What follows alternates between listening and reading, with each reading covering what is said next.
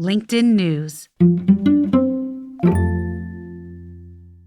Yes, I am angry. Tap, tap, tap. I can't believe they said that. Tap, tap, tap. I can't believe I did that. Tap, tap, tap. And then it's like, oh, we're finally, it's like, I am releasing this. I am letting it go fully and not having it be stuck in my body. That's Nick Ortner. He's the founder and author of The Tapping Solution. I'm Leah Smart, and this is Everyday Better. Stay tuned to learn about one of my favorite methods for reducing stress that you've probably never heard of. Don't forget to hit that follow button to get new episodes of our show every week. And if you're a regular listener, thank you, and I have a favor to ask. Consider leaving us a review so we can keep bringing you more conversations you love. If you don't know, here's how to leave a review. On Apple Podcasts, go to the Everyday Better page, scroll down to ratings and reviews, and click the number of stars you want to give us. Then, right below that, you can click Write a Review and add a note to me and our team. Now, on Spotify, you can go to our page, click the 3 dots next to the settings wheel, and select Rate Show. If you loved this episode, you can also leave us a comment, and I always love and read your feedback. Thank you, thank you, thank you for being part of the Everyday Better community.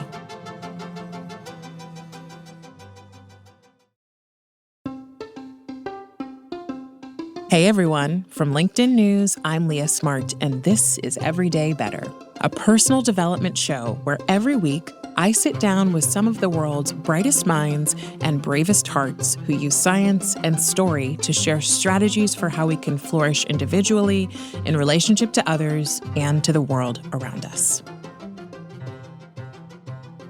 Okay, so I am really excited about this conversation because if you know me, you know I am always looking for ways to help myself and other people feel better and ultimately to thrive. Now, the feel better part seems to be really resonant with a lot of us right now. Everybody I know wants to feel less stressed. And we're all aware that it's this combination of our rushed daily lives filled with responsibilities and goals and worries of our own, not to mention the 24-hour news cycle or social media feed to fuel our stress even more. So what do we do? Well, there are tons of ways that people manage daily stress. For several years, my go-to has been meditation, but there have been times when I just couldn't sit still or quiet my mind for long enough to experience the kind of relief that meditation brings. And I'm sure that a lot of people can relate to that. Now, in one period of my life, when I just could not get there with meditation, instead of stewing in my frustration, I decided to look for other ways to reduce my stress. And then, during this late-night Google search, I discovered tapping.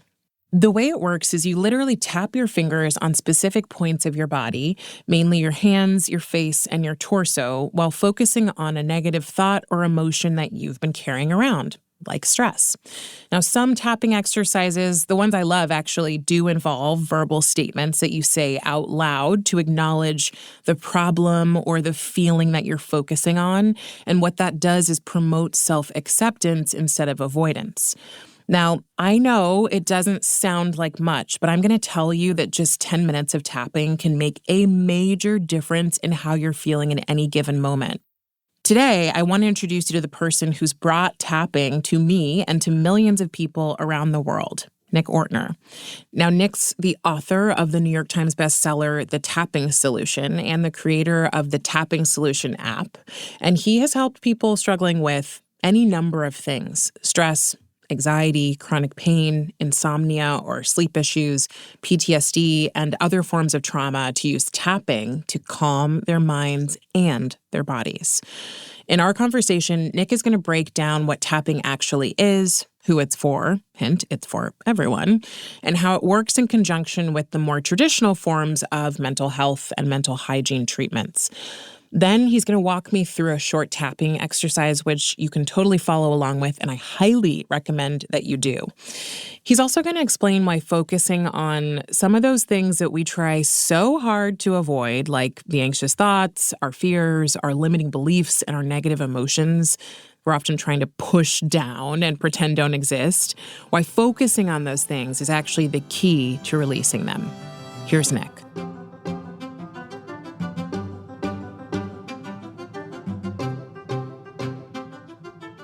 The reason I invited you on the show is I had never heard of tapping. And so like I discovered it and I was like, what is this thing?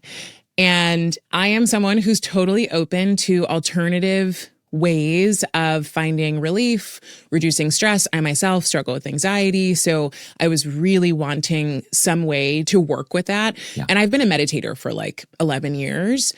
And I don't know about you or if you've had this experience, but like for me, there was a point where like I couldn't meditate. I mean, I know I could have sat there, but I was like, I think I need something more engaging. And tapping really worked for me because it involved movement of some kind and the phrases.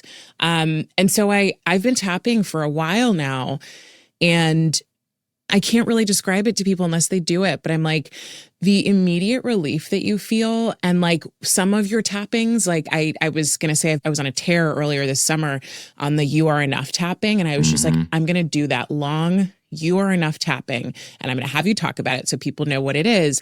But I bawled my eyes out for 7 days. Wow. Like and then I couldn't cry anymore. I tried it again like the 8th day and it was like, I was like, there's nothing left. Yeah. It's processed, like whatever it is, like all this stuff. Yeah. And so I was really surprised to learn about something like this that like I think most people don't know about that can offer so much relief. Yeah. I want to just know, like, tell me about how you learned about tapping and a little bit about what it does for the brain and body. Yeah, absolutely. Well, I loved everything you said because like it's all the reasons why I'm excited about it, right? Yeah. That, the change happens so quickly and so often, so consistently that, it's weird. Like, but if you just get over it for a second and just like give it a try, then it's really difficult to be like something didn't change. It happens. And we'll get into the mechanisms of how it happens, but it's called tapping because we are literally physically tapping on these endpoints of meridians of our body. And what the latest research shows is that when we do that, we send a calming signal to the amygdala of the brain, the fight or flight response center. And, I discovered it personally in 2002 now. So, 22 years ago, I was at a Tony Robbins event and he did a little demo. It was like a 10-minute demo. He handed out these sheets of paper. I did it. And just like the experience you keep having, I was like, well, something happened here. Something shifted. And I got so excited about it. I went home. I told friends and family about it. The running joke was don't say anything is wrong around Nick because he's just going to make you tap on it. Like if we were hanging out and you were like, my shoulder hurts, I'd be like, all right, let's go. Let's see what happens. I remember driving in the car with a friend of mine going to a Yankees game actually. And he's like, oh, my shoulder's killing me. I threw a football, something happened. And most people go, well, that's pain and it's going to hurt for a long time. It's going to heal on its own. Maybe pop a pill to make it better. And I said, let's try this tapping thing. So we're in the car. I'm showing it to him, and he's doing it. And he goes, oh my gosh, like it feels so much better, So it was experience after experience like that. On both physical things and then emotional things. I can't stop thinking about this thing that happened. I keep running it in my mind over and over again. And I just can't stop that loop. Oh, let's try tapping. Oh, it stopped, right? Like it went away or it's far away or it's just not dominating me anymore. I just don't care anymore. Like, which is what we hear now all the time. Like, I don't know why. Why was I ever mad about that? I just don't care anymore. Why was I ever upset? It's just gone. I wrote a book in 2013 that was a New York Times bestseller called The Tapping Solution. And the latest iteration of this journey of just sharing tapping is the Tapping Solution app, which was launched 6 years ago now. And as we were talking about earlier, just crossed 25 million completed sessions in the app. So, personally, it's just been a journey of waking up every day and sharing this technique and then constantly exploring, like, what are the limits of it? How do we structure it? How do we share things? How do we get research on it? How do we prove to the skeptics that this is working? And how do we understand this mechanism? What is actually happening when we tap on these endpoints of meridians? We send that calming signal to the amygdala. So that's what, I've been waking up exploring every day. And as you can tell, 20 years later, I'm just as passionate about it as I was then because of stories like the one you shared. It's like this works for people. It works as an incredible complement to meditation, to acupuncture, to massage, to therapy. And it's a joy to continue sharing it with the world and seeing how we can get it out there even more. Wow, I love that. I mean, and listen, I am not a skeptic, so Yeah. like I tend to be the person who's like, "Oh, I'll try it. Who Yeah. knows?" But I am always thinking about the Yeah. skeptics, especially on my show. You know, when we're talking about tapping, and I'm like, you know, you're saying this is such a quick and easy way to release energy. Yes. Now, for people who can't see you, what Nick is talking about, and I'm going to have you go into the meridians a little bit, is these points on your body that are sort of what we call end points. Talk to me about the meridians, what they are, and how they interact between like brain and body. Yeah. We don't know exactly what's happening. And in the same way that I don't think we know exactly what's happening with our bodies half the time anyway. Like I just saw a study that was finding, information in kidney cells in the body that we thought was stored in the brain and like memories and like, we're just at the cusp and we're learning things all the time. Like, where are these emotions stored? People say like, oh, I've got this feeling in the pit of my stomach. Well, is that sadness in the pit of your stomach? We're so head focused. We're like, oh, it's in our brain. It's in our brain. Well, but why is it that when you are nervous, you get these feelings in your body? Like, or why does your heart hurt when it breaks? Well, absolutely. Right. So I don't think we have the definition yet on what is the mechanism of action for all these things. We see all the different interplays and we see the interplays of psychology. When you think about things differently, when someone prompts you with a different idea, what that does for yourself. What we do know is that the results are there. Most people, as you know, they say, I'm coming in and I have neck pain, and we'll say, okay, how much does it hurt on a 0 to 10 scale? And they'll tune in, go, it's an 8. And then you do the tapping and 10 minutes later, it's a 4. That's a 50% reduction, which is what we see, about 40 to 50% reduction within 10 minutes on just about every issue. So the anxiety tapping meditation, you mentioned anxiety. We have right around 1 million plays of just that session. So 1 million data points. And I think the latest one was something like a 42% reduction in anxiety in 10 minutes. Right? Wow. And you can be as skeptical as you want to. That's what I love about this. You can come at this not believing anything, saying it's just, nothing, and you're going to feel a difference because your body, you're just activating this energy, you're releasing it. You're going to go, I was ruminating. I know this ruminating thing that I do all the time, and it stopped. It got quiet. It's why it works so well with PTSD. We work with veterans with PTSD. I live in Newtown, Connecticut, which is the site of the Sandy Hook school shootings. So when that awful day happened, I mobilized all of our resources to help people in town and those affected, and seen concretely just how much it can help people heal. Not erase the past, not, change what happened, not change, but tone down the anger, tone down the physical sensations, tone down the panic attacks, let people rebuild their lives with this tool. So I'm a big experienced person. I would love if we could just take a second here and you can teach us how to tap, and you and I can do it together. And then for people listening that obviously can't see you right now, Yes. We can just walk them through a really quick exercise so they get a sense of what it is and how it feels. Absolutely. I've done it so many times. The only caveat is if you're listening to this in the car, we're going to need some hands. So maybe save this part for later. Thank you. Drive safely, pull over, be safe. So let's start by, if it's safe to do so, just close your eyes and take a gentle breath in. And let it go. And with tapping, we always want to start with what it is that we want to focus on, right? So what's the thing that is holding us back right now? What's the thing that you just keep thinking about? You woke up this morning and you're ruminating about something someone said to you 5 days ago. We talked about pain. Maybe you've got some back pain or shoulder pain. What is going on in your life right now that just feels in the way that you would like to release in some way? Overall stress. You're stressed about work. You're stressed about the world. Whatever is happening, take a moment to just tune in and just pick that one thing that you want to work on. So let's say your back is hurting. You tune in and you say, on a scale of 0 to 10, how much does it hurt? It's a 7 or an 8 or a 9. If you're ruminating and you feel anger or sadness, how strong is that emotion on a scale of 0 to 10? Just go ahead and give it a number. So we have our target, the thing that we're going to focus on. We have our number, and then we can gently open your eyes And then we're going to start by tapping on the side of the hand. For those listening, it's on the outside of the hand below the pinky. You're taking 4 fingers of one hand and tapping on the side of the other hand, whatever hand feels comfortable for you. And then repeat after me, either in your mind or out loud. Even though I have this stress in my body, I choose to relax now. Thinking those thoughts, saying it out loud, focus in on your thing. We're still tapping on the side of the hand. We're going to do that 2 more times. Even though I'm holding on to this thing,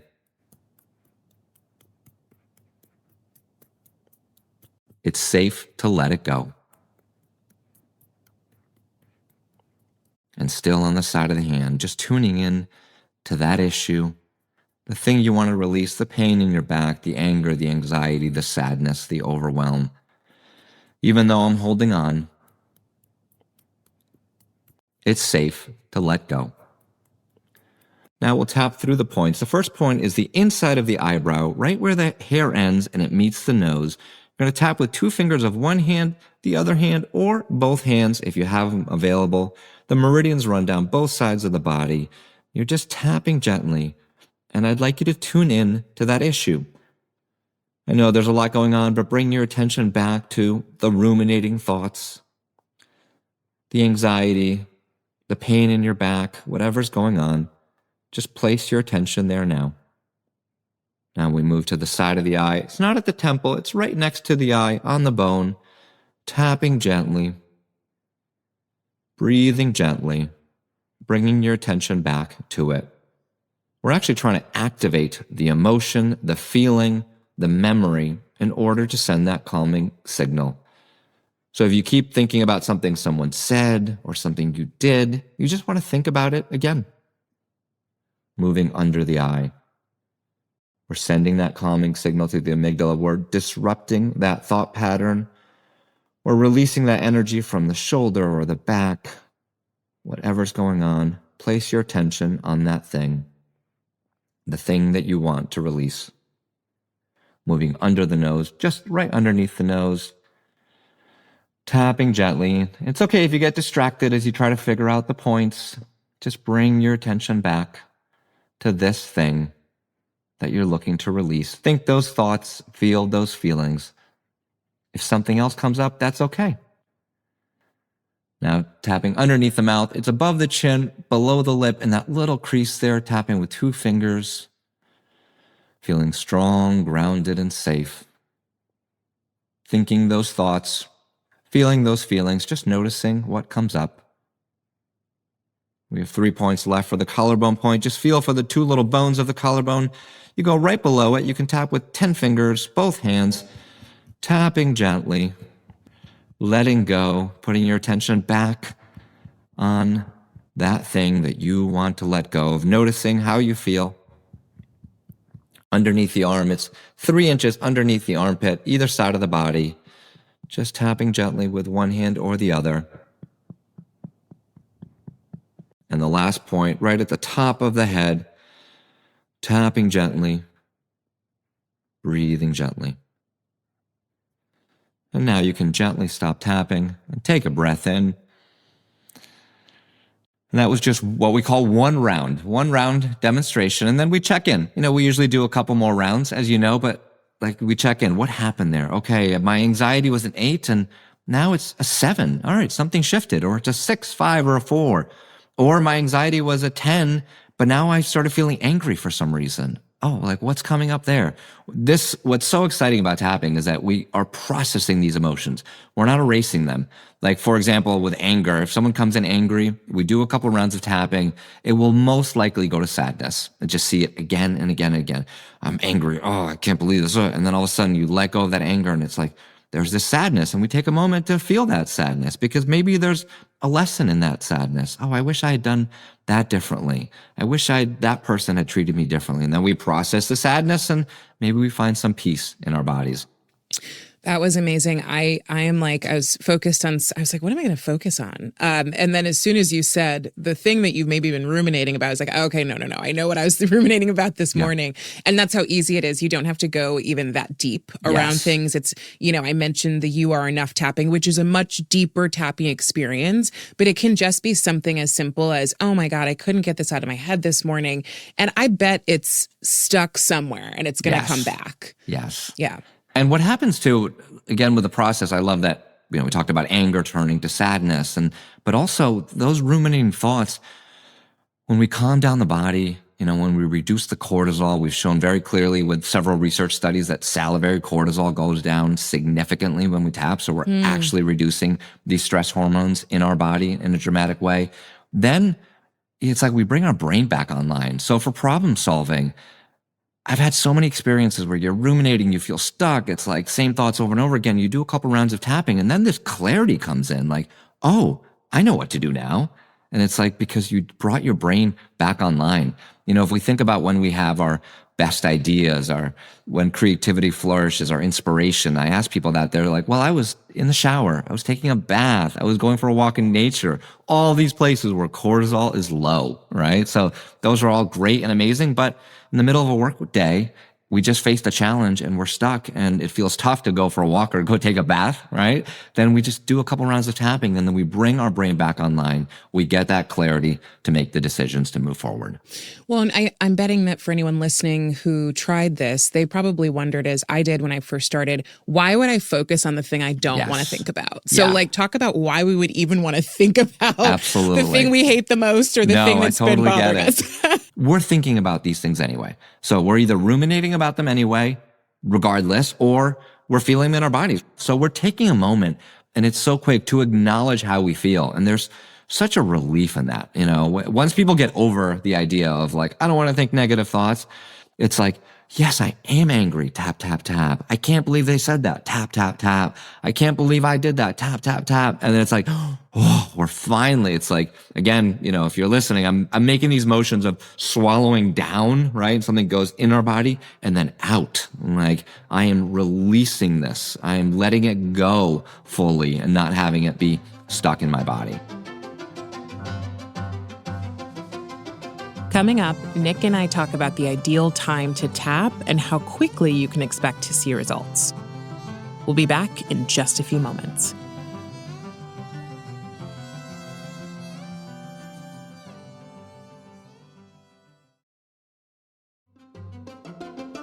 And we're back with Nick Ortner, author of The Tapping Solution.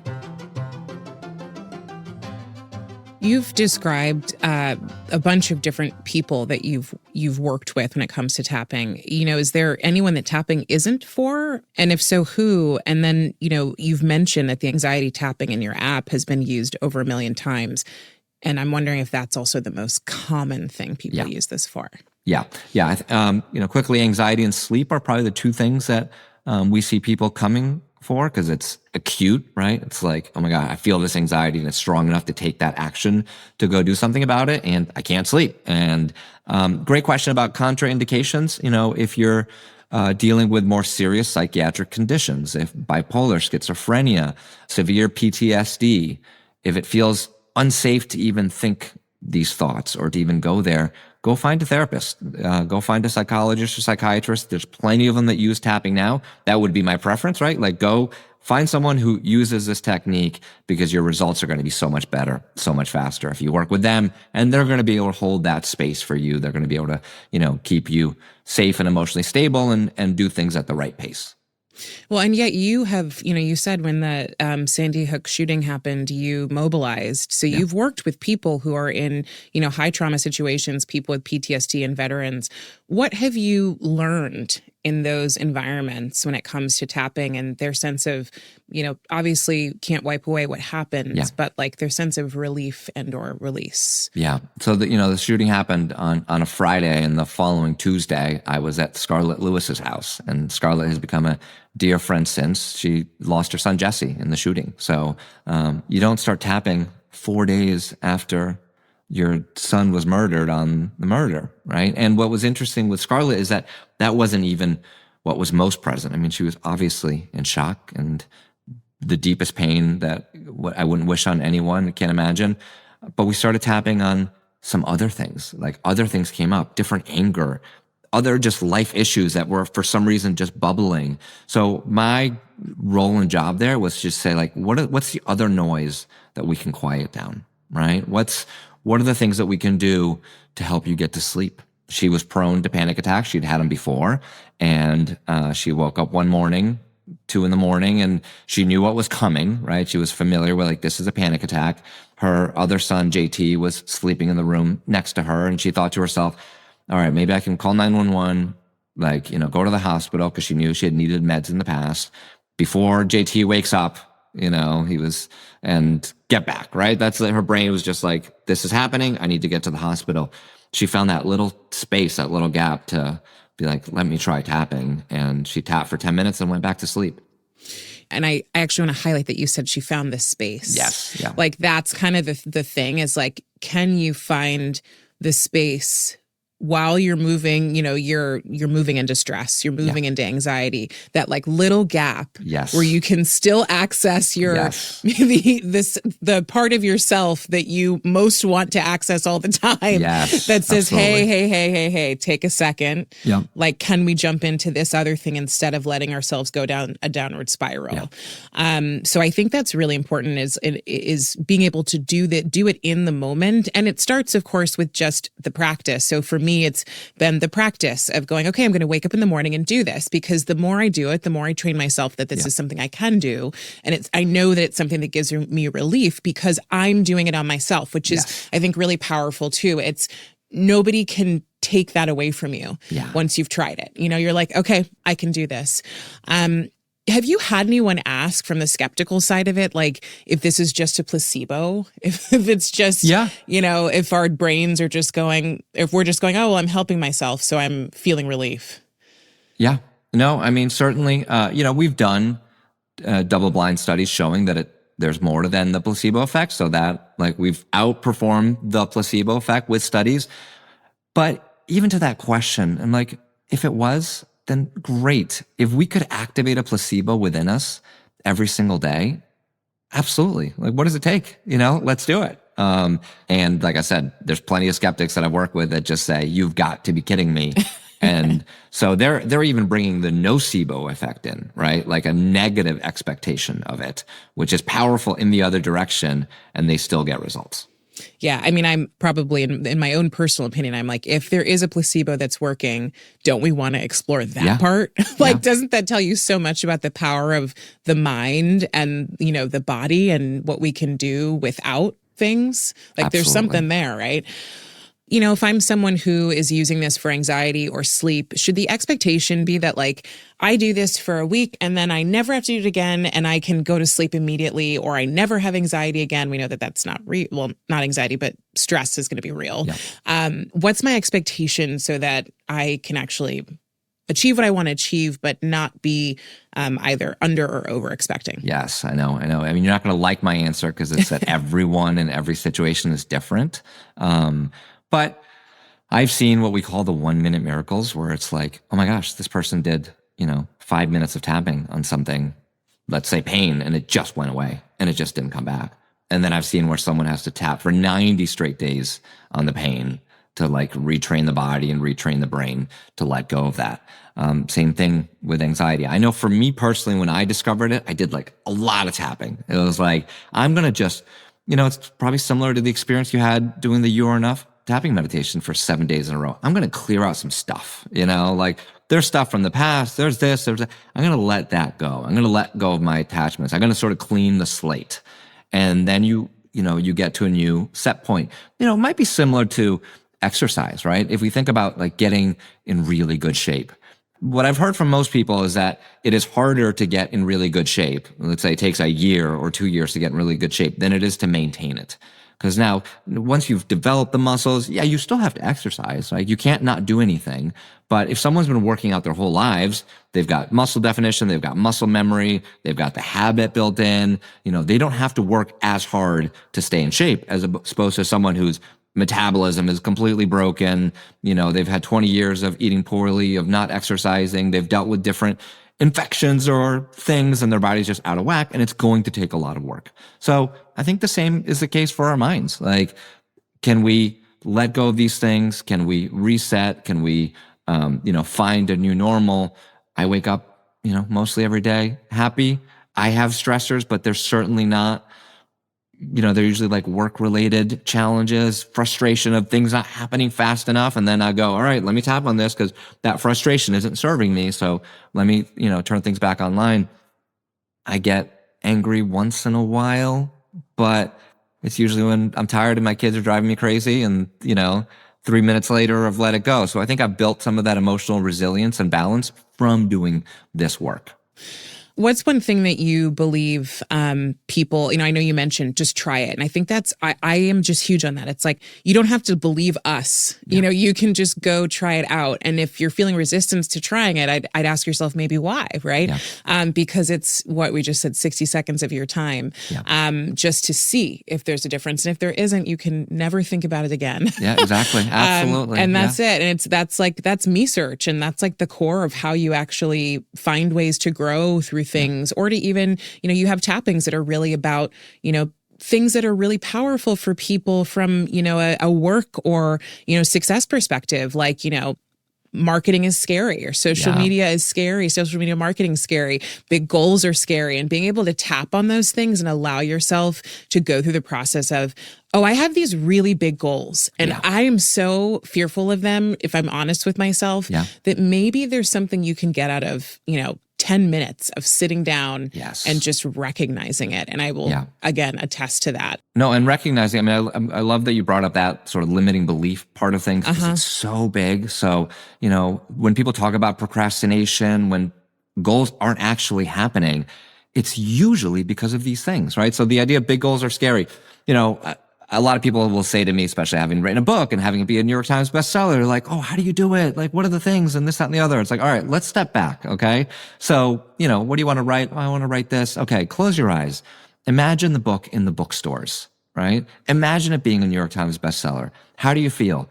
And time and again, I'll see two things. It's like, yes, there's some joy there. Oh my gosh, that's so exciting.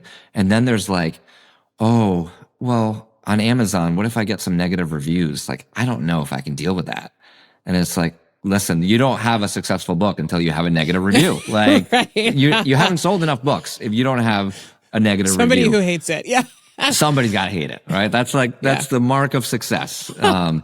But subconsciously, unconsciously, those things, like if we fear that negative review, if we fear what our family will say, what our friends will say, oh, I want to make a lot of money, but I grew up poor and all my friends are poor. And if I make a lot of money, I'm not going to be friends with them anymore. These are real things. These are real things that control us. And it's not like we wake up in the morning and say, I'm not going to try hard today because I'm worried that my friends are going to judge me. We make these little decisions. We procrastinate. We don't return that email. We don't take that action. Like all these little things, little webs, these threads are controlling our lives when we have these limiting beliefs, when we have these fears. And when we tap on it and we imagine it happening, we let go of those things, then everything just flows in front of us. Okay, yes. And I'm so glad we talked about limiting beliefs, because that has been a really helpful one for me. And I need to keep doing it, which reminds me that I need to go do one on procrastination. So Yeah. You said so much, but is there one thing that you'd leave people with that is most important for them to understand about tapping and the results or outcomes of it? Yeah. As you can see by me attending a Tony Robbins event in 2002, when I was 25 years old, I've been into this stuff for a long time. I've seen everything. I've done everything. I've tried everything. And certainly there are amazing techniques like meditation and breath work and yoga and reading positive psychology books and all the things. But in terms of an intervention that's actually going to create change, and that's like your brain will change, the cortisol in your body is going to go down, you're going to release limiting beliefs, you're going to have a tool for your anxiety at 2:00 in the morning. There's nothing more powerful than tapping. And, the app is free. There's a lot of free sessions. There's a premium for the 800 plus sessions, but people can have a great experience just with the free experience. So download it, search the tapping solution in the App Store and give it a shot. Awesome. Nick, I'm going to have you complete these 3 statements for me. Better humans are Kind. better work is?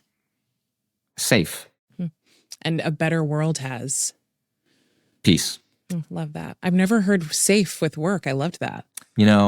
It's a recurring theme in so much of our tapping meditations, and people go back to the word safe, feeling safe, like the you are enough, like feeling safe in my body.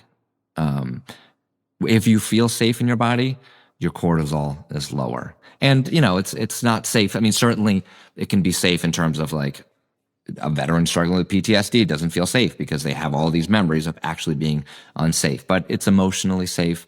It's safe to be who you are. It's safe to speak your truth. It's safe to not speak your truth. It's safe to be yourself. It's safe to be kind to others.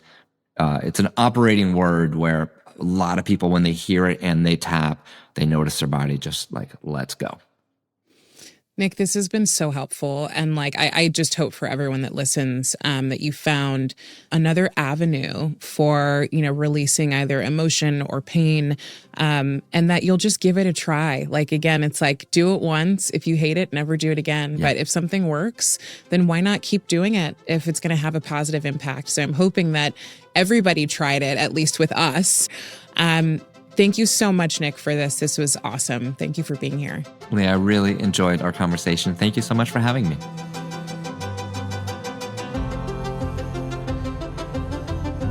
That was Nick Ortner, author of The Tapping Solution and creator of the Tapping Solution app. If you like this episode, you're also going to love my conversation on permanently reducing chronic anxiety with Dr. Russell Kennedy. You can find a link to that conversation in the show notes for this one. And if you do give it a listen, please let us know what you think. Again, we always love to hear it. Everyday Better is a production of LinkedIn News. The show is produced by Grace Rubin and Emily Reeves. Asaf Gadron is our sound engineer. Tim Boland mixed our show. We get additional support from Alex Kutsiantsova. Sarah Storm is our senior producer. Dave Pond is head of production and creative operations. Maya Pope-Chappelle is director of content and audience development. Courtney Koop is head of original programming. Dan Roth is LinkedIn's editor-in-chief and vice president of content development. And I'm Leah Smart. Thanks for coming with me, and I'll see you next week.